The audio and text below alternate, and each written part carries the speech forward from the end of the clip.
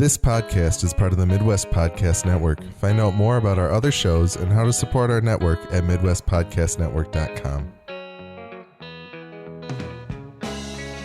Welcome to Gone to Texas, a podcast about AMC's Preacher. My name is Alex, and I have not read any of Ennis and Dylan's Preacher. My name is Nick, and I have read all of Ennis and Dylan's Preacher. Today we will be discussing Season 3, Episode 8 of the AMC series titled The Tom/Brady. While we will not be spoiling any of the comic and by extension any future plotlines of the show, we will be discussing the details of the series through Season 3, Episode 8, so pause this and go catch up before you listen to the rest of the episode. You can find more episodes of our podcast at g2tpodcast.com. We're also G2T Podcast on Twitter, and you can send feedback to g2tpodcast@gmail.com. And if you enjoy this show or any other show on the Midwest Podcast Network, please consider heading over to patreon.com/MidwestPodNet and pledge as little as $1 a month to make our network even better. Special thanks to Jason K. and also newcomer Gojo, who have donated at or above the level of $10 a month. Oh, boy. Yes. So thank you. Here we go, Gojo. Joe. Yeah, we're a little late with this episode because both Nick and I were traveling. We were world travelers. We went in two different directions. I went north, he went south. We went as far away from each other as we have ever... No, that's not true. Actually, might be. No, I don't know. I think me going to Japan probably makes up the difference for both of us, but yeah, who knows? Clear on the other side of the world, pretty much. Yeah, but we're glad to be back. Thank you for your patience. But while you were there, we had a tunnel through the earth that we could visit each other through. Yes, yeah. So that was nice. We could just drop a thing and it would just so we were dropping beer bottles with love letters in them to each other. Yes. I still have mine. It was a beautiful experience. Yeah. But yeah, we're glad to be back. And as I said, thank you for your patience. And I guess on with the show. We did get some listener feedback, an email from Joseph that I'll read at the end of the show because he kind of talks about episode 8. And Joseph's emails are like our show wrap-up emails now. Yeah. Didn't we do that before recently? Yeah, he just kind of comments on what happened a little bit, and it doesn't make as much sense to read it at the top. It works either way. But Christina did write in. She had an email titled The Unholy Trinity. And she said, "Hey guys, love your insightful podcast. Just wanted to take a moment to discuss Tulip and the importance of why her arc is shining for me this season. The pilot has answered a lot of questions in regards to the woman we see now desperately trying to break a curse God is charmingly amused to watch her continue to fail. Growing up, being told and looked upon quite blatantly that you ain't shit and will never amount to shit is pretty damn sad. Remember season 1 when passersby and even the prairie dog shook his head at her as if her very breath was a waste of air. Side note from me, I don't remember that moment at all, which means I need to rewatch season 1. Yeah, there are a lot of things that mean I need to rewatch season 1, but yeah, that's definitely one of them. Yeah. Back to Christina's email. Some people may have fallen into despair and crawled into a bottle or crack house, but Tulip O'Hare has long ago decided that her fate would be to blast through life using the skills, street smarts, and improvisation she's had to harness to survive. Left raising herself as Jesse was taken away shortly after his father turned her into Child Protective Services and was killed by Jody. The most Tulip expects from life is to go out in the blaze of glory, much like her father, and it explains her rather ballsy, fearless nature. When you have already accepted your worth, what's the point in trying to escape it? And yet, like all humans, we sometimes linger towards a better path because, as strange as it seems, she's a most empathetic and good person who wants to be happy but comes up empty. So any day after it's wash, rinse, and repeat.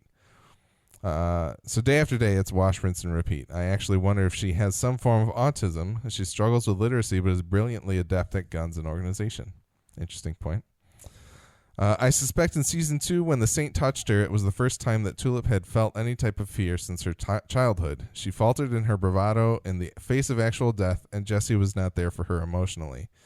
I read it as him being ever so slightly annoyed with her PTSD, whereas Cassidy stepped into the void and asked her how she was doing.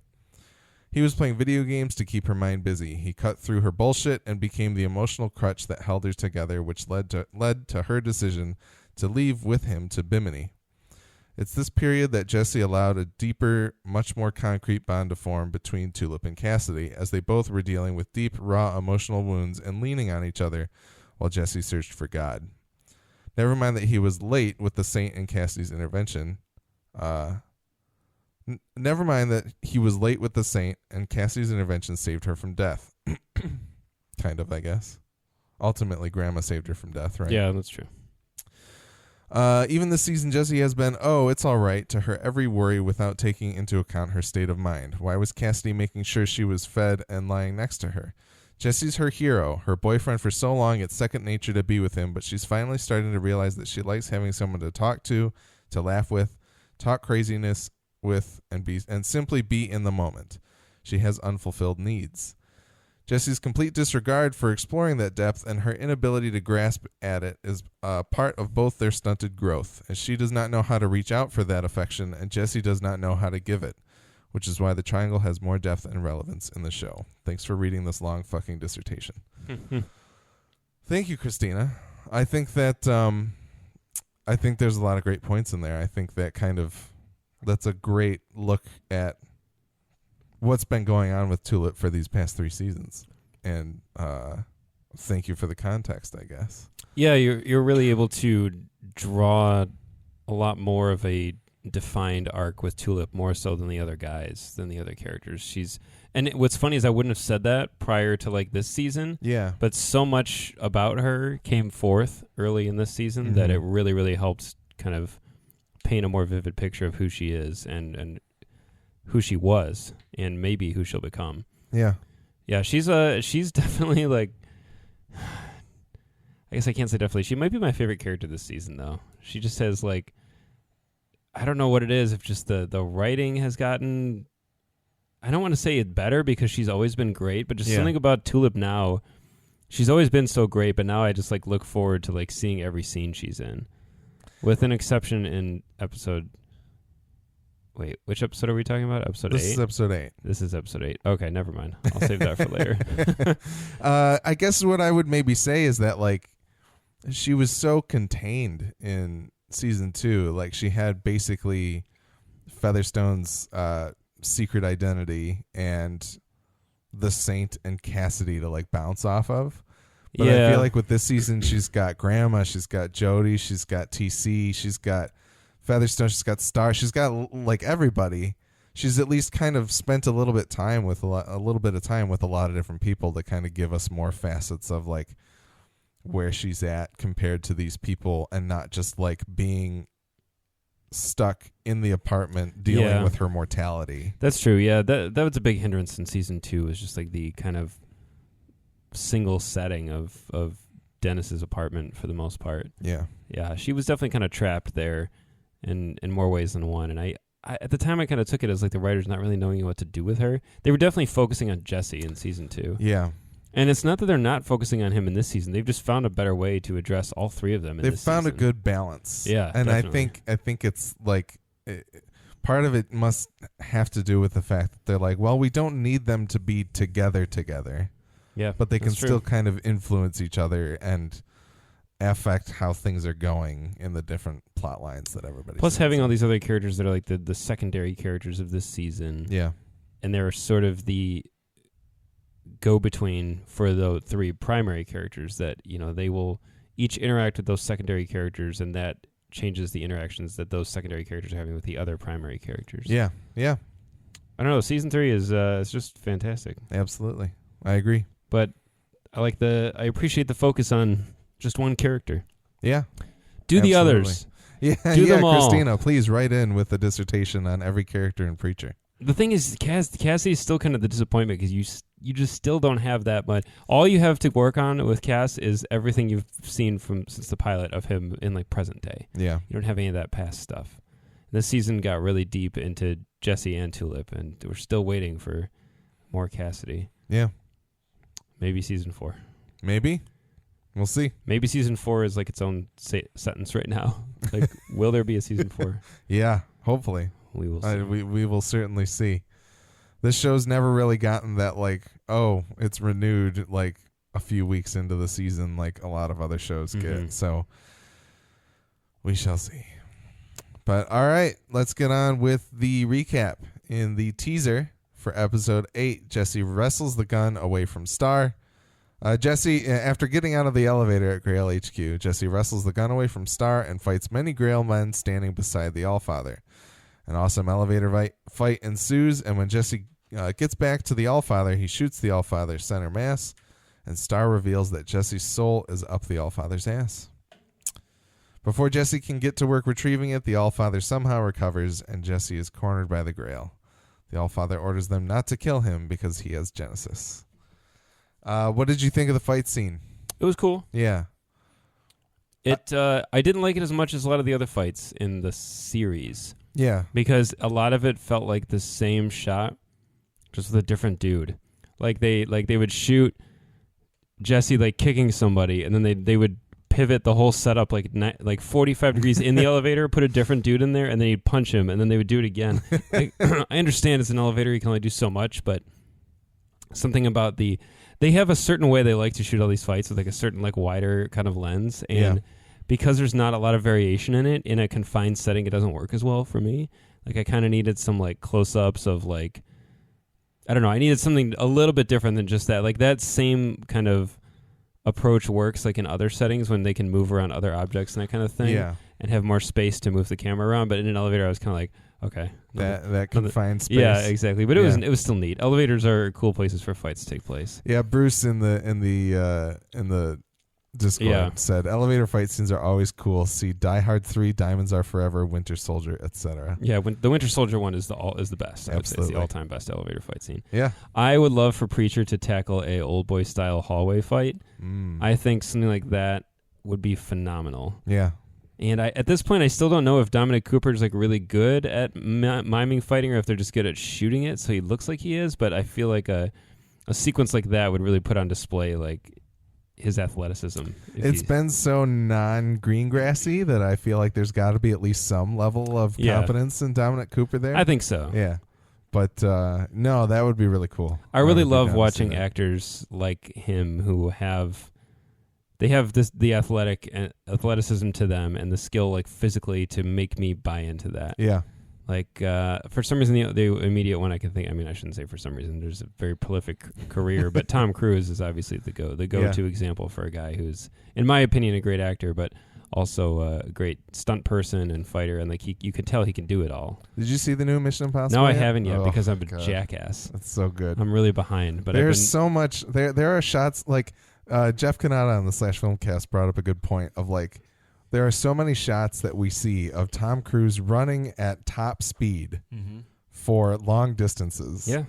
And just the idea of like someone running at top speed multiple times to get the right take is just mind-blowing. It's impressive. Like, I don't know how they could finish. I'd be winded for the rest of the day if I ran anywhere near as fast as Tom Cruise did for an eighth of the distance that he did. He's been doing it for years, though. That's true. Tom Cruise running is like... They must have a program down, and he's used to it. He must be like... He probably would have a gold record in the Olympics for like a sprint distance or something like that. But he will probably end up with like a Guinness record for like movie star with furthest distance ran. He has to already have it. I mean, like he runs in all... It's like the Julianne Moore crying montage. There are parts in Fallout in the latest Mission Impossible that I was like, oh my god, like he's never looked this good running, and it was incredible. It is odd how he just seems to just keep getting better and better. I don't know. And I should say I will couch this with the fact that like I hate the fact that he's a Scientologist and is probably crazy, but God, and that dude does what he does right. He's a movie star. I mean, he is the one of the perfect examples of what a movie star is. Yeah. They don't have to be anybody who is rooted in reality. He's just really good at being a movie star. And that's cool. You know, we need that. Yeah. People shouldn't necessarily take so much stock in celebrities and movie stars' opinions because they don't live lives rooted in reality for the most part. So some of them do, but they are the exception. Yeah. I would love for a career like that for Dominic Cooper, though. I shouldn't say like I don't want him to become like AAA like action guy like necessarily because he's such a talented actor, but I feel like he has those dimensions to him to be able to do a lot of different stuff. Like it does get under my skin a little bit when people say Tom Cruise isn't a good actor because I'm like, you got to watch a couple movies. There's some performances of his that you can't deny are phenomenal. The first of which I will always say forever is Magnolia. Like it's an insanely good performance. Yeah. And that's the kind of thing I think Dominic Cooper would also be very good at. He can balance a lot of different kind of stuff. Yeah, I could see him doing being it on good this show. at the variety. Like it just he has this like genuine quality to him that not a lot of people do. That even I think Tom Cruise lacks in a lot of situations. But yeah, absolutely. But Dominic Cooper has this just like he can sell you on his emotions, his actions, on like everything that he does, which is really I was good. actually just thinking while watching this episode that I have now accepted and believe Jesse's voice to be Dominic Cooper's actual accent, even though it's nowhere near. Because I've seen him in other things. You know, you see him in like the Captain America and all that kind of stuff. Yeah. And you're like, okay, he's an American. And then you like see him, you hear his actual accent, and you're like, oh, he's English. And he's so good at doing different stuff. And I remember when Preacher started, I was like, I don't know.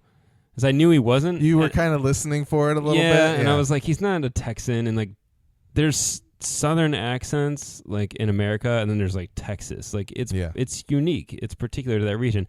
He probably still doesn't have it right. Yeah, I'm sure a native Texan would watch it and be like, no. But what's this Irish guy doing in this show? Who's this Canadian here? But the thing is, like, he just makes it work for me. And I remember early on, you know, I was like, oh, I don't know, Dominic Cooper doesn't look like, he doesn't have enough Dylan face for me. Yeah. And like there were other people that I wanted and that kind of thing. But now watching it, it was him talking to like the Allfather and stuff later. I was like, he just is Jesse Custer to me now, which is really cool that is cool. That we're finally at that point. That is very cool.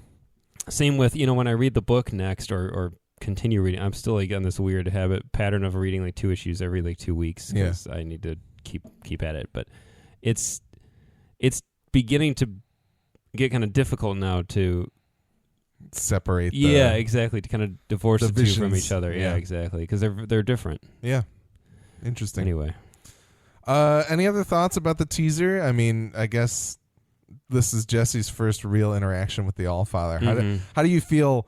I guess that gives us a little more context to the Allfather. Like, how do you feel about him and Jesse?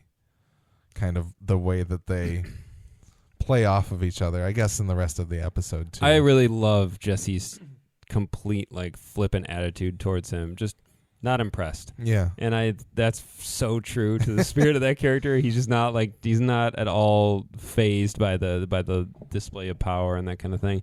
It's a little. Wait, they're at Star's office, right? Yes. During all this? Okay. Yep.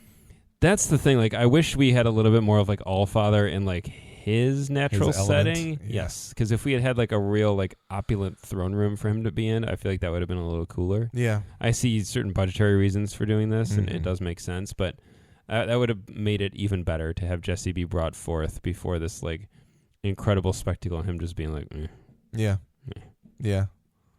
Allfather to me is and continues to be just so cartoonish. Yeah. Like I'm getting a lot of feedback and seeing people being like, oh my God, he's so gross and like horrible and horrifying. And I just cannot take it too seriously. And I guess I got it. You know who ruined it? It was Mike Myers. Because all I can think of now is Fat Bastard. Like I just see like a fat guy in a makeup doing a funny face. And it's the way, I don't remember the name of the actor who plays the Allfather, but I think it's Brian something. Coin. Yeah, the way he says that thrice blessed line every time he does the same thing, and he does this like little with his face, and he just it's a complete like Mike Myers thing, and I just can't see it and not see like a character like that, and it just cracks me up. Interesting. The Allfather in the books is a little more menacing to me. Something about him in the show for some reason doesn't quite. I'm not afraid of him in the show. I don't know why. Yeah, I can agree with that as somebody who doesn't have the context of the show. Like he's still Johnny Coyne is the name of the Allfather's. That's actor. A cool name. Yeah. Even as somebody who doesn't have the context from the books, especially as someone who doesn't have the context from the books, he does not feel. He feels like a joke. He feels like. I think, you know what, it's got to be because they have made him kind of a joke in the show. Like, his plan is stupid. He's kind of a dolt. Like, his plan sounds good to him, and it sounds good to all the followers because it has to be. But when we have Star there being like, this is stupid. Yeah. And we are kind of siding with Star, which is alarming. I think the I don't want to call it a problem. I think my issue mainly is the fact that like I have a hard time not seeing Star as like the top. Yes. Like they did so well with him, Mm-hmm. and I think That's have true. fleshed him out so properly that the idea that there's this person above him that is as fat as can be, but yet somehow Star has not been able to disable him enough. Yeah. Like it doesn't. The logic isn't there, and just the feeling of it all. They do a better job in the book of sort of displaying how intelligent the Allfather is, like how he's like an insane like manipulator, and like there's a reason he's the Allfather. And in this, you're just kind of like, I don't even really get that like Palpatine vibe of like Palpatine is old and frail, but he's still somehow terrifying. Scares the shit out of you, and also has like guards that can take care of shit for him. And by all accounts, that's exactly what this scene should be, is like the Allfather's guards taking care of shit for him. But he's still missing something that the command, I guess, I don't know. Like it's just not all there. It's a shame because this was the character I was incredibly looking forward to seeing. And I still like it. I like that he's there and that they made him super gross. I mean, there's no doubt. But there's just some of the little extra magic that makes him as good as he is in the book isn't quite there in the show. Yeah. And I don't think that I don't feel that way about all the characters of the show. I feel like for the most part, all the television counterparts of these characters are as good, if not like a little bit better than some of the book ones. But this is one that just kind of fell a little bit short of the mark for me. Yeah. Unfortunately, I think another one is Jodie. I think I kind of have to finally get there and be like, you know what? I'm a little bummed out about Jodie, but I'll talk about that a little later. Yeah. All right, let's go on with Act 1. Gran'ma has a bad dream where Tulip tries to lead her to her death once again, and Sabina is waiting for her outside. In a shocked state, she picks up her phone, or after waking up in a shocked state, she picks up her phone and arranges a meeting with Satan. We learn Satan gave her the power to eat souls and remain young / stay alive, but as soon as she dies, her soul is his in hell. Gran'ma wants to make a new deal where Satan takes Tulip off of her plate, and in exchange, he can have Genesis from Jesse. Cassidy and Eccarius take an Uber home from the bar, and it turns out that Hoover is their driver. Hoover gears up to take out the vampires, but they got one over on him, and were waiting for him to strike. And then finally, Tulip, Jodie, and Featherstone made it to Osaka, and they entered the Soul Happy Go-Go as HR associates. So what do you think about Gran'ma feeling this threatened by Tulip? Does I guess, is that dynamic in the book in any way? No. Ooh. So, but does it feel authentic to Gran'ma and who she is at all to you? I think she kind of is jealous of her and the position she holds in Jesse's life. I think she's a little resentful that Tulip is like the number one woman in his life and it's not Gran'ma, even in like a non-sexual way. It's just like the fact that Tulip is his world and not his family. I think is kind of, there's this resentment because when she's talking about how she just describes her as a bitch to Satan, and he's kind of like, all right, whatever. Then she's talking about, I don't remember what the line the Gran'ma says, something about how she died, or I don't remember what, and Satan's like, yeah, that would suck, or something like that. He's just very like dismissive of the whole thing. Yeah. Like, I've heard it a million times before. It doesn't your problems don't matter to me kind of situation, which is kind of entertaining. Yeah, it just like I'll say it works for me, the idea that Gran'ma feels it's like you were saying, like the overbearing mother who's unable to let go of her son who is, marrying some woman that is either too much like the mother or not enough like the mother, like different things like that, I guess. But it's not necessarily something that I expected. Like Tulip is imposing, but Gran'ma has felt pretty powerful in a lot of ways for me, and has those smarts that I think we don't necessarily see in the Allfather in most cases. But it's an interesting dynamic that I wasn't counting on happening. But you were right about the phone being connected to hell, so +1 on your column. Hooray. I'm up to 1. Feel any better about Satan in this episode? Yeah, I think I liked it a little more.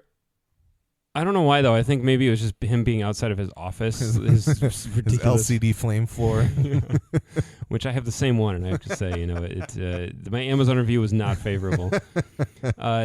Yeah, it's something about it worked a little better for me, but I don't know why. He still is like kind of obnoxious. But I guess his dialogue wasn't quite as hammy as it was initially. Yeah. And I like seeing him interact with humans. Yeah. I liked that he called TC kid. Doesn't he say, "Get out of here, kid"? Yeah.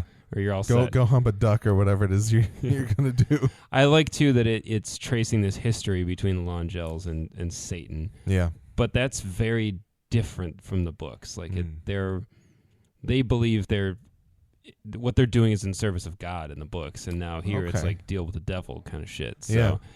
I gotta say, Grandma's deal doesn't sound that good to me. Like, all right, you can, as long as you can find souls and eat them, you'll stay young and alive. Yeah, and alive. But whenever that runs out, you are coming to hell. It's like, well, you didn't really get anything. I mean, I don't know. That doesn't seem like a good.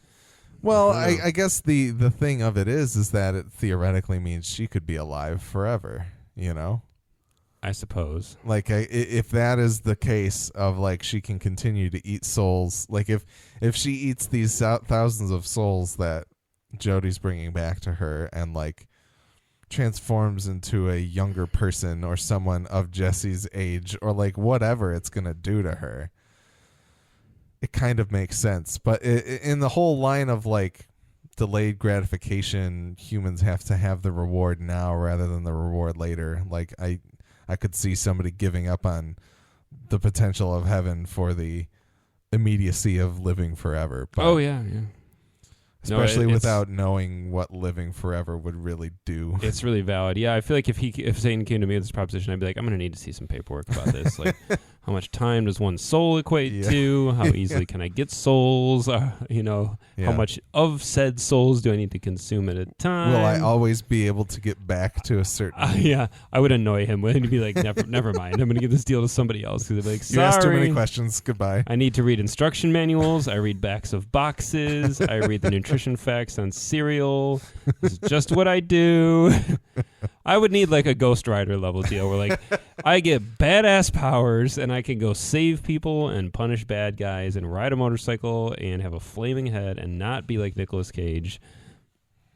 Then I might take a second look at it. Yeah, it's not as though Grandma's voodoo has like been shown to give her any real dominion over like what Sabina could do or anything like that. So yeah, it's an unexpected twist. I was kind of like surprised that she straight up had like a contract with Satan. I thought it was more like they had an arrangement, maybe that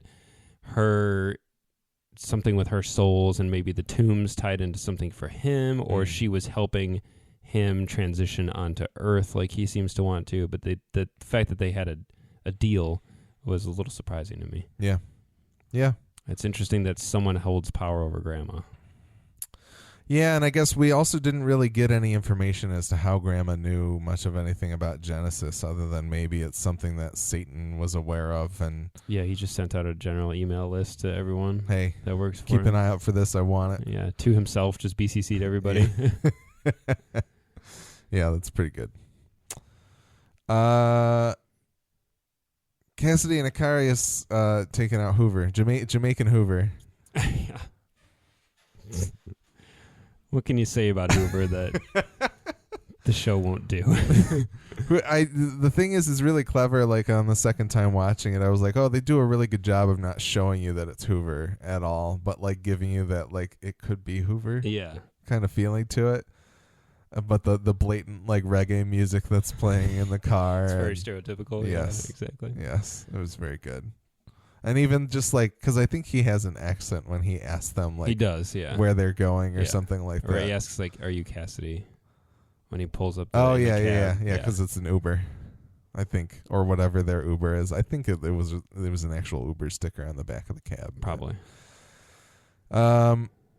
What is them ambushing Hoover is just par for the course. Hoover, I think. So. Yeah, they somehow surround him.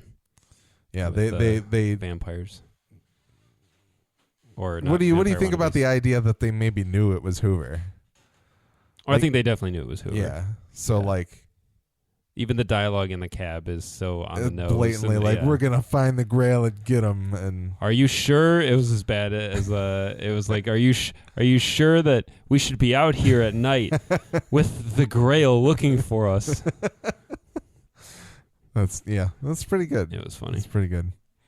What'd you think of Hoover's vampire killing kit? All of his goodies. He's got his steak and... I like that he's enough of just a dweeb that he has to look in the mirror and go, I believe in you. Yeah. Yeah. I liked his like mini sunlight gun too. Yeah, I kind of wanted to see that in action. It was a cool idea. Yeah. And then Jody, Tulip, and Featherstone getting to Soul Happy Go-Go. We'll talk about more in a little bit. So, All right, in Act 2, with the Allfather recovering from his flesh wound gunshot, Jesse is strapped into a Genesis removal apparatus. He gets connected to a cell with Humperdew in it, and the Grail uses a high electricity shock on Jesse to get Genesis to leave him. It tries to embody Humperdew, but ends up killing him anyway, and Star put a gun in Jesse's pocket to shoot the Allfather in the head this time. Featherstone, Jody, and Tulip utilize an HR presentation to lift the vault key from the director in Japan and are successful. And then Satan notifies Sydney that he wants Tulip O'Hare, and Sydney goes on her journey to find Tulip. I liked the callback to Jesse basically being like, "Oh, you're gonna sing me a lullaby," and then the Allfather's like, "No, that's what the angels would do," or whatever he says. To the angels. Yeah. That was fun. And then, I don't know, Humperdew as always. Yep, he's there. Yeah. But, it's fun. I missed the Genesis explosions a little bit. Yeah. They're just so gratuitous. It is absolutely Bloody Mess from Fallout. Just like, oh yeah, even more liquidy. Yeah, with like several rib cages that go flying. Yeah, it's like a Mortal Kombat brutality or whatever. Yeah, there was this great game that my dad had for PC back in the day, like Windows 95 era, called Rise of the Triad, and it was definitely like a Doom Wolfenstein kind of game, inspired by those, but it was basically like you're this... I don't even know the story of it because I was like a kid, but we just loved it. And it was kind of in the same vein of Wolfenstein. You were like there like shooting Nazis basically, but it was more like a secret society, and it was way more advanced than those games. Like the graphics were better. It was like a later game, and the levels were really intricate, and there were lots of different weapons you could get and that kind of stuff. It was the shit. Like I loved that game. But if you blew up somebody with a particularly like insane explosion, it would happen at random. It would just like text would appear on the screen that said Ludicrous Gibbs, and these bodies would explode, and sometimes there would be like 5 skulls and like 2 rib cages and like 8 femurs. It didn't make any sense. It was just like a ridiculous amount of like limbs and blood and stuff, and it was hilarious. Just back in the 90s trying to portray gore in whatever way they could. Yeah, because they could. Yeah, they're like, oh, we have these slightly more advanced graphics and processing power now. Let's see like how much people are willing to accept. That was a great game. I would love to like try to find an emulator for it and revisit or something. I'm sure you could. Yeah, probably works in DOSBox or whatever. It was so cool. My brother and I used to play it constantly. That's I could not even actually sum up what the hell the game was about, but it was really fun. Yeah, it was the first game where you could get like akimbo pistols that I remember playing. Okay, so it was the Wolfenstein 3D engine heavily modified apparently. Yeah, it was great. From 1994, and that was probably around the time my dad got it. Interesting. And it just ruled. What did you think about the cloning of Humperdew? Just, I liked the Allfather's line. He said, what did he say? He said something along the lines. Secret weapon of religion. Science. Yeah. It was a great line. It was very good. I mean, it made sense. Like I was like, okay, you got to experiment with getting Genesis into Humperdew, and you know it's probably not going to work, so you need to. It is weird. It just goes to show you how crazy the Allfather is, because he really does genuinely believe that like Humperdew is like the incredibly sacred Christ child, and then he clones him like 100 times. Infinitely, apparently, is the implication that they will not run out of Humperdews. Yes. Yeah, I don't know. I was like, okay. I think, I don't know. It's fine. Whatever. I don't really have much to add to it. That's fair. It's there. Anything else with the Grail stuff in that segment? Real I quick. really love that Star keeps turning to Jesse to talk to him, and they're not really in like hushed tones. They're just kind of like talking to each other, and then Star's always like, and then Allfather says when he turns around, yes, Allfather, like turns around like all smiley and like that over the top grin. It's just really, really good.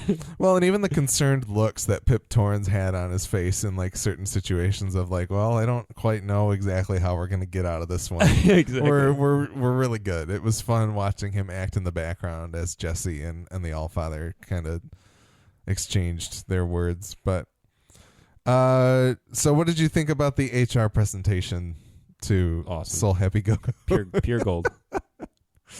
I feel bad laughing at it, but to be honest, working for a Japanese company, I would not be surprised that this type of presentation would be happening, even maybe in this overt of a fashion. Like, this is how blunt we need to be. Yes. Yeah, I really enjoyed Jodie's acting. It was really good. Did you do anything sexy? Yeah, Jodie doesn't have any of that finesse to No, not at all. It was great. Yeah. Although, I'm sure that in some workplaces that's about the level of flirtation that some guys could muster. That's very true. Well, and it's interesting watching Tulip do it too, because Tulip's aggressiveness against the Japanese director's timid nature was interesting to watch as well. I think it kind of goes to show you the idea of oh, dudes can't be sexually harassed either. Like Tulip, I think, could do that. Like she could make it happen if she wanted to, but it was just an interesting juxtaposition to have Jodie be this incompetent sexual harasser, and then have Tulip turn around and be like, all right, I'm gonna work this show. And then of course Featherstone's comments of it'll be even more difficult with an attractive woman or whatever it was. I was like, damn. I would have loved to have seen Featherstone in that position as well, because she's such a good actress that it would have been really fun to watch what she would have whipped up. And she would have had all these ridiculous side stories or something about the character she was. I love when she lapses into her bitchy voice to Tulip later when she's typing, and she's she does this little voice that's really funny, and I'm like, man, she's just so good. Julianne Emery is so good. Mm-hmm. It's they're really fun together.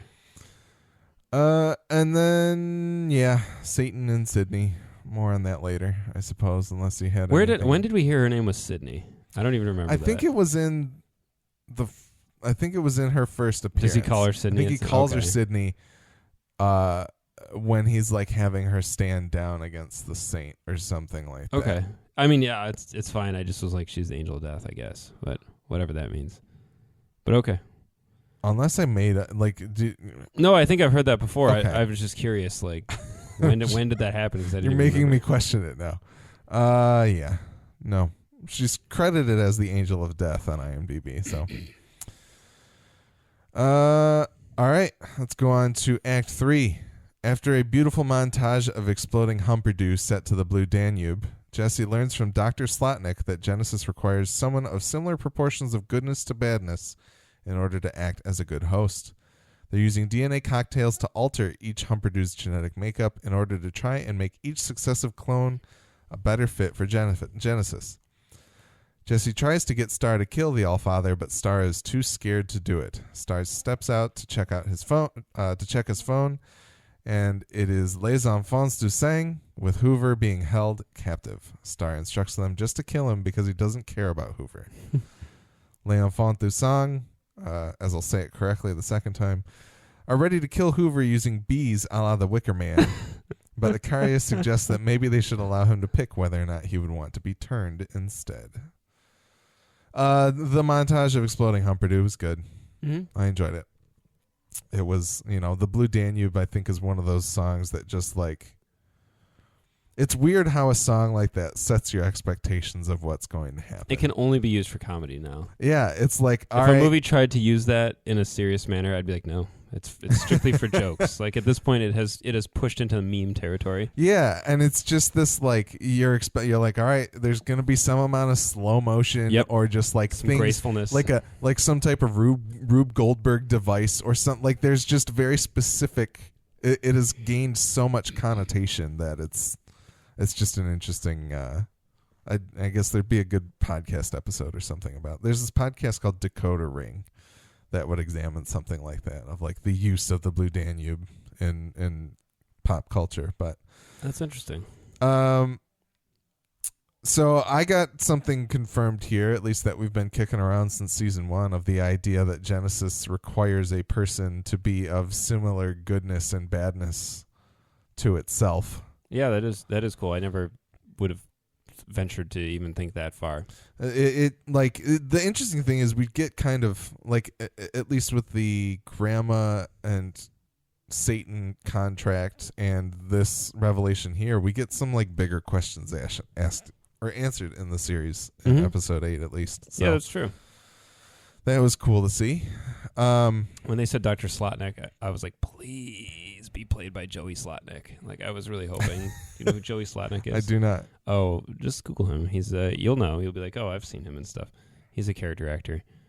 But yeah, as soon as they said that, I was like, that would be funny. And the character, it doesn't even have to actually be playing Joey Slotnick. I do know Joey Slotnick. Yeah, of course. Everyone does. That would have been really good, because that is a name I have never heard anywhere else. I'm not even sure it's a real name. Well, the thing is that the name Slotnick is very interesting. Like it rang a bell with me, and I felt like it was. I'm trying to think of what it might have been. Like I thought it was like Spaceballs or something. The doctor that threatens to give Princess Vespa her nose job back, like her former nose back. I thought it was like Dr. Slotnick or something, but could be. If anybody knows of no, it's Dr. Schlotkin, excuse me. Oh. It's close, but not quite. If anybody knows any other Dr. Slotnicks in pop culture, please write in and let us know. But I liked that right away. Just he called him Dr. Sputnik or something? Spocknik? Spocknik, yeah. But yeah. What was kind of a drag is her German accent is so good and seems so authentic that it immediately made Noah Taylor seem really bad. I was like, oh, she had all the right like and stuff, like all of her pronunciation, everything was so genuine. I was like, the actress is either legit German or just better than Noah Taylor at a German accent. I think basically once you got this the Hitler stash, you don't even need to be speaking German. People just imply it of you. But yeah, no, it was a very good character, and the idea of I don't know if it came up here or if it came up later, but combining different celebrities. No, not the combining different celebrities, but when Star mentions like, oh, I didn't think it was going to happen because of woman scientists. Yeah, that's later. Like, yeah, it's like, of course that's what Star would think, but then it's like, yeah, of course it's some like German scientist that's figuring out evil German woman. Yeah. I liked the what was it, Venus Williams and Louis the 15th or something was the one that they tried out. Louis the 16th. Yeah. And then she's like, this one was shit. I wanted to see. I was really hoping that there's like footage left on the cutting room floor of like the actress just improvising different names. Yeah, just making up different combos. Like if you had cast like a Paul Rudd or something in that scene, he could have just riffed on like who all the potential ones would be. I'm kind of bummed that they landed on Tom Brady. Like I wish it was somebody better. It was funny though. It was funny. I think it was very funny, but the I don't know, just it's the similar joke to the Joe Stalin bit with Joey of like Dr. Slotnick's not aware of who Tom Brady is because she probably doesn't care about football, American football at all. But like her coming up with this name that is like, this is what we're going to call it, and it's as if nobody's ever thought of it before. It's that same joke, but I wish it was like just somebody even more ubiquitous or something like that it could be. Like Mark Harlick. That would have been incredible. We call this the Mark Harlick, and it's just like, what the fuck? Again? They're just obsessed with Mark Harlick. Yeah. If like at least one joke an episode revolved around Mark Harlick. Or like The Big Lebowski or something like that. Yeah, Brady, I mean, I'm sure it'd be funny if one of the guys behind the show was like a big Pats fan or something. Yeah. Yeah. I just like it's Thomas Jefferson and Wayne Brady. Yeah. Like that is to me what makes it so funny. A beautiful combination. And I was like, which one's the good one and which one's the bad one? Like TJ has to be the bad one, the evil one. I don't know that they're just the strictly good or bad. It is like you're messing with the ratios of good and bad in each person to get to the right mix. But although I guess with the Venus and the Louis one, I don't know. Yeah. I guess I don't know much about the king. Maybe he was a horrible person. I think so. I think that's the implication. But yeah. Star stepping out to deal with the ransom note of Hoover. That was funny. Very good. I liked Hoover going, must have been one of those autocorrect things. Try again. Yeah. And then it just keeps coming back to me. No, it's not autocorrect. The bees thing was probably my favorite joke the entire season. It was so good. And then, of course, that guy is a beekeeper. And he's like, are you really? Jesus, I'm sorry, man. That's brilliant then. Yeah, let's do it. It's the best idea so far. Oh, it's very good. And I love, too, that when the guy brings it up, like we in our circle of friends, we joke about the Wicker Man all the time. And the guy's like brings it up, and of course, like any other character would laugh. And he's like, no, I'm not saying it's not a brilliant film, because it is. Like, Cassidy hates The Big Lebowski, but loves The Wicker Man. This is what we really need to be focusing on here. I thought that was just so good. And Joe Gilgun, every episode, he has the one scene where he is just the best character in the show, and this was it. Yeah. No, he's like, well, then let's go with that. Then it's brilliant. Pure gold. Yes. Absolutely. Yeah, and then I guess we'll get to him being turned because that's up next.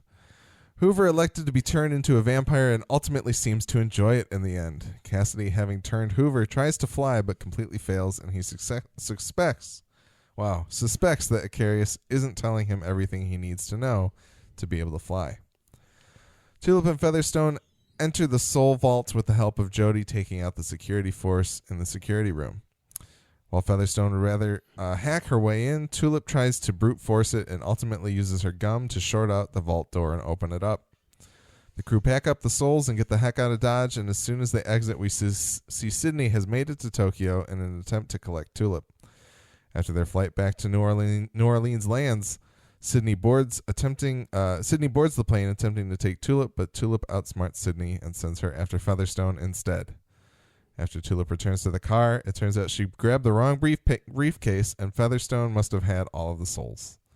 She suggests that they follow the quote-unquote cop lady back to the police station, but Jody reveals that she wasn't a cop, and they weren't headed to the station.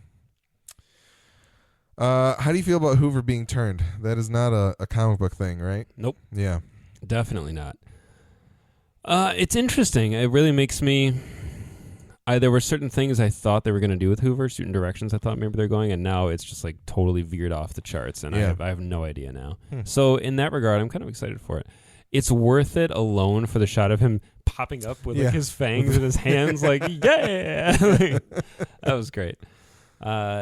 Also worth it for the bevy of amazing vampire Hoover film titles that arrived in our Discord. Yes. Which had me rolling laughing. They were so good. Joseph and Bruce and Jason were all over that.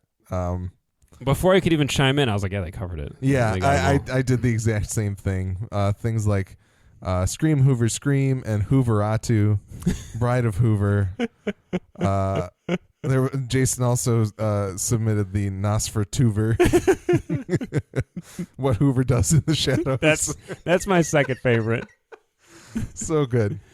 So thank you. That's why you need to join our Patreon. Absolutely, because by the one that made me, I was like giggling at all of them, but then when I saw Let Hoover in, I lost it. I lost it. Let Hoover in. That's so awesome. Beautiful. So well done. I just pictured Hoover outside the window, just like with his beautiful face. Just like knocking. Yeah. I didn't see Hoover's Lot on there. That was the one that I thought of. Hoover's Lot. Very good. I didn't see that one. That was the one I thought of, and then I was trying to think of more, but what Hoover does in the shadows was really good. Yeah, what Hoover does in the shadows. Fantastic. Hoover is, he can do anything. He's a fucking vampire now, and I'm like, yeah, it's cool. Like, let's see what comes of this. Yeah. It's really interesting. Cassie trying to fly is funny. Just jumps down the stairs. Mhm. That's about all that happens. I'm glad he's savvy enough to kind of be like he knows that something is not right. Yeah. I also think Eccarius is his. I want to phrase this properly. He had a good regimen going. I think he had a good schedule. He was probably like turning one person every month or something. He wasn't going overboard. He had something worked out to where nobody would be suspicious, and yet he would live well. And now Cassidy comes along and is like, hey, man, drugs, sex, alcohol, like, let's go. Turned him into more of like just a junkie, more of like a fiend. An impulsive actor. Yeah, and just like a guy who's addicted to the high now. And now he's like he's like, he can't wait to like turn another person and get ready to send them off to fly. And in doing so is I think risking revealing himself. So yeah, it's like any character that has like a good plan that's like bad. He kind of like, I think even like Breaking Bad, like Walter starts to get too greedy and too big, and that's what starts to make things go a little haywire for him. Yeah. And Cassidy also, I think, kind of sees this and is like, because he's even hitting the bottle kind of hard in the car, and he's kind of like starting to remark like, all right, you're really turning into, something else. Yeah. Are we still pretty off the map on Eccarius, or do you feel like they're okay? I would say so. Interesting. I will look forward to if he ends up dead or whatever at the end of the season. I will look forward to kind of hearing more about. Yeah, I really need to reread that arc too. Yeah. The Les Enfants from the book. Yeah. And Denis. Good old Denis. Yeah. What did you think about the vault sequence? So I like the two different approaches of Tulip and Featherstone, of course, and Jody's one emoji response. Awesome. It was very good. Yeah. His suitcase having Sudoku and a hammer in it. Yeah. Or did it? No, it didn't. It wasn't. It was like simple crosswords. I think is what it said. Yeah. Perfect. Yeah. Wonderful. That's all he needs.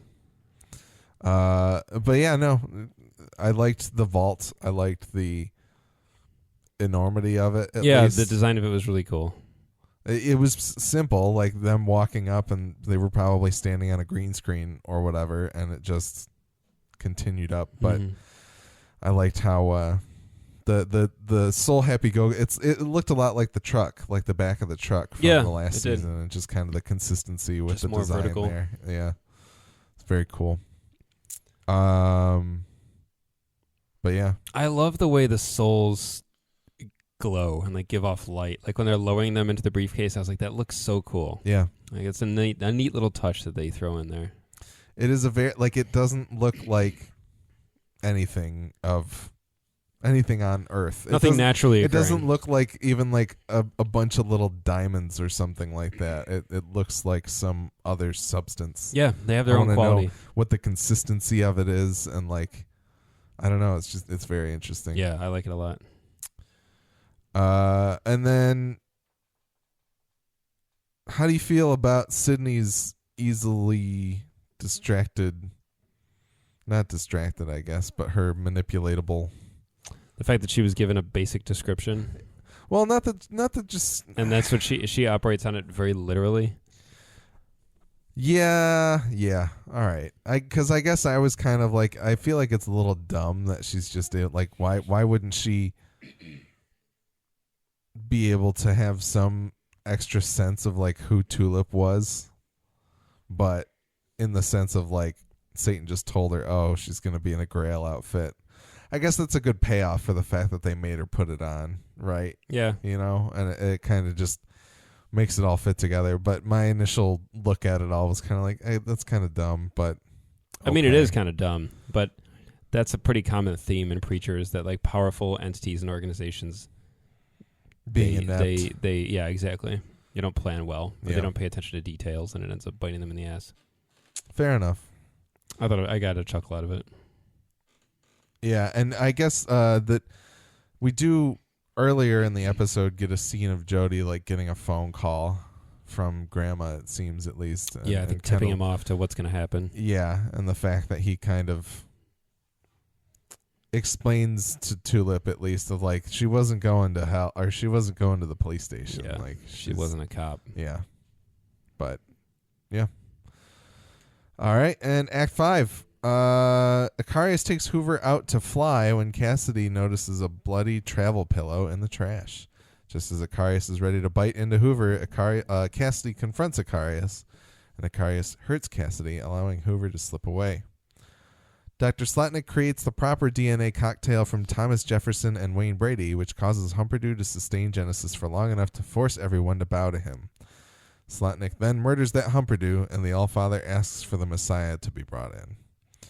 And finally, Eugene is still somewhat hysterical, standing with the Saint and Hitler under an overpass, but now Sidney walks up with Featherstone, who's holding a suitcase. Hitler borrows Featherstone's phone, and he notifies his Circuit Works buddy that the man has him captive.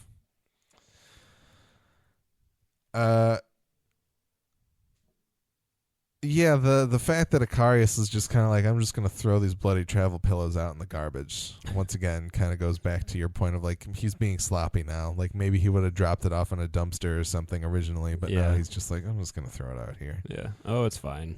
Yeah. Mrs. Rosen These won't people care. are all stupid enough to Exactly, not. yeah. Yep. What did you think about their actual confrontation? Just kind of like Cassidy being upset about. Yeah, he's pretty wounded by the whole thing. Yeah. I think at this point in the show, I think I just have to accept that there's a lot of things about Preacher the series that are different from the book, and most of them I think I like, and there's some that I think are departures that I don't like. Yeah. And I think at this point I do like who Cassidy is in the show, but I just have to accept that he's not going to be who Cassidy is in the book. And that's good. That's okay. It's a little unsatisfying for me because I think Cassidy in the book is so good the way he is. And I can't really get into it much more than that, unfortunately. That's fair. No. But I think at this point I have to just like be like, okay, Cassidy's just a better person in the show than he is in the book, and that's okay. Like he's a good character. He's a good guy, as Hoover says. So do you to feel him. like Cassidy in the book would have been like, all right, whatever, and just like joined in, or like Cassidy in the book I don't think would have ever been in this situation to begin with. I think he probably would. He would have seen Eccarius and be like, whatever, man, and then walked out the door. Yeah, and he probably or he just would have killed him, or he would have just like he probably would have just left. Yeah, I don't think he would have coexisted with him. If he had found like a basement full of people willing to do shit for him, he probably would have manipulated the bejesus out of them and had them waiting on him, and then he would have got bored of it and left. Yeah. Because Cassidy in the book is he's kind of a coward. Like he's not really. He wouldn't have confronted him in this way. He certainly wouldn't have taken it so hard. Like he wouldn't have felt so like injured by it all, or been like, oh, you're just killing these people. Like they're people. Yeah. And Cassidy in the book would have been like, yeah, whatever. Because Cassidy in the book, I think, is a more realistic reflection of what people might become after like 80 some years of immortality and being a vampire. I think Cassidy in the show has retained, or maybe even regained, some of his humanity. Interesting. So he's a little less undead, world weary. Yeah, exactly. Yeah, that's fair. I think because even at the start of the season, he's very dismissive of them all. And then he seems to kind of start to genuinely form connections with a lot of them. Yeah. Especially Lisa. Is that the one that they sent off? Yeah. And he's like, took that really hard. He's like, yeah, she trusted you and you killed her. I think a lot of Cassidy's issues seem to fall back on that. Like, you trusted somebody who was looking out for you and then they betrayed you. Yeah. It seems to be like a thing for him. So it's weird that Eccarius like just knocks him unconscious like that quickly. Cass, I mean, I get that Eccarius is more powerful, but Cass should be a little more durable than that. Yeah. I was kind of like, this is a break the ice pack for me now in movies and TV, is when characters get like punched or like clobbed with something and then they're unconscious for like hours. Because I'm like, that you're dead. That means you're dead. Yeah. It doesn't happen in real life. No. This got ruined for me years ago. Like, I used to just accept that. I was like, that makes sense. You knock them out, they're out for a while, and then they come to, right when you need them to. And then I remember reading something years ago about how like that was one of the most offensive. There was a big article somebody wrote. It was probably like the worst thing they could do for people who like movies, but they wrote all these like movie sins, things that like that movies always do, like the idea that you can like like shoot a gas tank and the whole car explodes, that kind of stuff. Yeah. And one of them was that you knock someone out and they are out for hours. It's like, no, they'll be out for seconds, maybe like a minute or something. And any worse than that, and it's like brain damage, and they're going to die, or they're already dead. They're in a coma. Exactly, yeah. And so now I feel like that's a trope that movies at this point in time and TV shows should be sophisticated enough to write their way around. Yeah. We shouldn't have to rely on... Listen, shooting a car gas tank and it exploding, awesome. Like, doesn't make sense, looks sweet. Do it. Like, that's fine. Certain things like that I don't mind. But, like, this is just something that, like, it can happen to people. Like, you might get hit on the head with something and you're not going to be... You know what I mean? Like, it's just something that we should all be able to accept. Like, it doesn't make sense. And when a hero of a movie gets, like, the butt of a rifle to their temple and then they come to handcuffed and it's like the next day. Nighttime. Yeah, exactly. No, let's move on. Like, we don't need that. Like, inject them with something. Makes way more sense. Yep. Like, that I can buy. Probably also not accurate, but yeah, you know what? You could fool me. So let's move to something like that. Interesting. If I have to see one more POV shot of a rifle butt and then the screen going black, I'm just going to throw up everywhere like the Allfather in the theater. It's probably going to happen in Fallout. It probably happens in Fallout, doesn't it? I don't know. Tom Cruise sprints full speed into like a low hanging beam, a very, very low hanging beam. Then I believe you'd be out for a couple days. That's true. When you run it like Mach 2, like Tom Cruise does, breaking the sound barrier. I just read today actually that Tom Cruise is supposedly the front runner to play Hal Jordan in the DC relaunch of Green Lantern. Yes, of Green Lantern Corps is what the movie's going to be, and apparently he will not be the sole Green Lantern. There will be a team, several of them. There's really like thousands of them or whatever. But I was like, I'm kind of it doesn't make any sense. I never would have thought of it, but I'm kind of okay with it because I don't give a shit. I don't know. It's weird. It might work though. Yeah. Certainly, I would be more interested in that than Dark Universe. Or am I? I don't know. I don't know. Do Is I want Keanu back? Do I want to see Dark Universe happen? We'll see. Oh boy. Anyway, that's for another day. Yeah. That's for the Dark Universe podcast, which we will create. Oh boy. With Hoover as the vampire character. Yes. Oh man. Dr. Slotnick making the Tom Brady quite good. Thomas Jefferson, Wayne Brady, as you said earlier, fantastic. Mm-hmm. And yeah, so there was a comment in our Discord that somebody, I believe it was Joseph. Yeah, Joseph says, I really hope that the reason the Allfather had the surviving Humperdoo shot was because he was saving the tap dancing one to be the Messiah. So that makes sense. The original, essentially. Yes, Humperdoo Prime.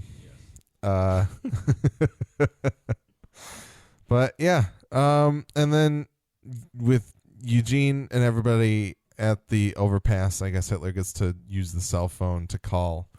God, what does he keep calling him? What's the name of the Circuit Works guy? Rick? I think it's Rick. Something like that, yeah. He gets to call Rick, and Rick's just like, oh, they got Hilter, or whatever he says. And that's what it ends on? Yep. Yeah.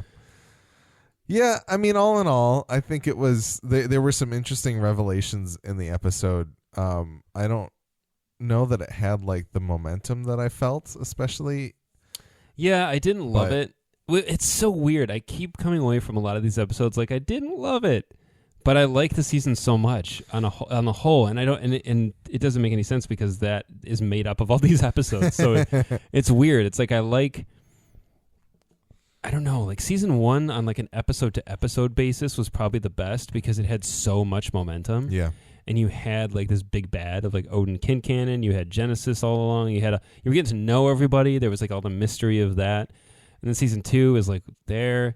It's like Attack of the Clones. It's not that bad, but and then season 3 just like is so cool. It's such a different setting. It's got so many cool villains, but I feel like it's really building towards 9 and 10. I feel like those are going to be pretty bombastic and a lot's going to happen. Yeah, I think the thing of it is like if they don't stick the landing on the finale or whatever, then it could very well just kind of be like well, it was fun while it lasted, but it's true. Now that we're here. So like there are a lot of little things in this season that are starting to feel kind of inconsequential. Like stuff like the tombs and all these like mysteries that we were introduced to, and then they kind of happen, and we were like, okay, and then we kind of moved on. I guess the second half of the season has been a little different than the first half. The first half was very much about like Angelville and Jesse and Gran'ma, and the second half was more about the Grail and the Allfather and the souls. Yeah. Well, and Joseph's email actually touches on that a little bit. He said, so I'll start from the beginning. He said the harassment seminar was funny. And then he also repeated his Allfather Humperdoo a comment about hoping that the one that he killed was the one. Or he says, he was saving the Humperdoo who knew how to tap dance as the only proper Messiah, is the phrasing that he uses here. Says, Hoover was pure gold. I love that one moment where it seemed he might surprise us and be competent, and I loved it even more when he didn't. Yep. He and Cassidy are a great combination, and I love seeing Jesse under pressure. When he's not being a judgmental ball of rage, Jesse pretty much just rolls with everything, and we saw some of each. And then his final note here, he said, on the other hand, I'm finding the shift from the more character-heavy first 2.5 seasons to the more plot-oriented run to be a little jarring. Although most of the comic readers seem very happy, so I'm guessing there's some good stuff ahead. That's a great observation. Yeah, I think maybe the comic readers like myself, our perception is a little skewed because we're getting small payoffs that we were looking for. You're excited to be going places, I think, is kind of where, like, you're starting to head towards that. You know what sucks? I think I'm excited to see certain things, and then they happen, and I'm disappointed by them. Yeah. Because they don't live up to what I wanted them to be. But I still like the show so much. But it is funny, like, we are driving towards so much awesome shit. We just need to get there, damn it. We just need to do it already. I really liked what he said about Hoover and Cassidy being a good pair. They're both kind of in the same respective position of, like if you look at like Star and Jesse, right? They're like the leaders of their trios. They're the most bullheaded. They don't necessarily think that their friends can hang with them. They think they know better than everybody else. And then you got Tulip and Featherstone, who are arguably the most competent of all of them. They're the two women. They're like often right when the dudes are wrong. Their instincts are often better, and they're willing to like listen and collaborate a little more, but they're also really stubborn. And then you got Hoover and Cassidy, who are like, they're just trying their best. Well, you know what? It's almost kind of flipped a little bit, though, because I would say that Tulip has the O'Hare curse and is like fucking up more often. Like Hoover? Whereas Cassidy is kind of surprisingly competent at the things that he does. Particularly thinking about like season 2, where he's like dealing with the bodies of angels that he ends up killing and like hiding stuff for Jesse and doing things like that. That's true. So it's almost like a little bit of a reversal. Like they all kind of complement each other in different ways. I guess I think Hoover and Cass are similar because they're kind of the misfits. They're kind of the outcasts. Yes. And they're kind of looked, this is where they belong in the hierarchy. Yes. Yep. And I think Hoover could be competent. I think he's just given the wrong tasks. Like he needs, I think he needs to be behind a desk. He played the shit out of that soft shoe. Oh my God. Yeah. See, there you go. And he seems like he's going to be a really good vampire based on his pose. And he's like wearing a little cape, isn't he? In that scene. Yeah. Yep. He's got merit. Yeah. And so does Cass. Like he's got the spirit. I guess it's because we've spent more time with Cass and we've seen him, but like when you first met Cassidy in the beginning of the series, you were like, "Oh wow, this guy's a screw up." Yeah. And like it's easy to dismiss him as a knucklehead. I'm not by any means suggesting that Hoover is any more advanced than we've seen him. I like him exactly the way he is. No, I think that first impression of Cassidy is. But I'm talking kind of in terms of personality traits. I think they make these kind of pairs, which is kind of neat. But you're not wrong. Yeah, Cass is very adept at a lot of things. But Tulip is not inept. She just has like bad luck, or she like does really, really, really well, and then the last step is when she gets cocky and doesn't follow through. Yeah. Yeah, no, and Featherstone screws up too. Yes. Like she definitely blunders, but so does Star, and so does Jeff. They all do. I mean, they're all flawed characters, but I like these kind of pairings that they're doing. It's neat. No, it's very good. This is the first time that I realized that the Grail people are also a trio, whereas so is our main trio as well. But Samson unit. Yes. All right. I think that's it for this episode. Once again, you can find more episodes of our podcast at g2tpodcast.com. We're also on TV Time, Apple Podcasts, Stitcher Radio, and Google Play Music. We're G2T Podcast on Twitter, and you can email us at g2tpodcast@gmail.com and tell us what you think of our podcast and share your thoughts on AMC's Preacher. The Midwest Podcast Network has other shows about video games, horror movies, FX's The Alienist, and HBO's Westworld, which we just found out there will be a sequel series to The Alienist. Oh, my God. Yes. Yeah. We don't have a proper place to talk about that yet. We'll have to make a pre-primer. We can make a little bonus episode for the Alienist feed, but please go check that out. Now's the time to catch up on the first season. Find out more about all these shows as well as how to support the network at MidwestPodcastNetwork.com. Our theme music is the song All In by The Red Thread, and it is being used under a non-commercial Creative Commons license. And that's all for this episode of Gone to Texas. We can't wait to see what next week's episode of Preacher brings, but until then, go forth and speak the good word.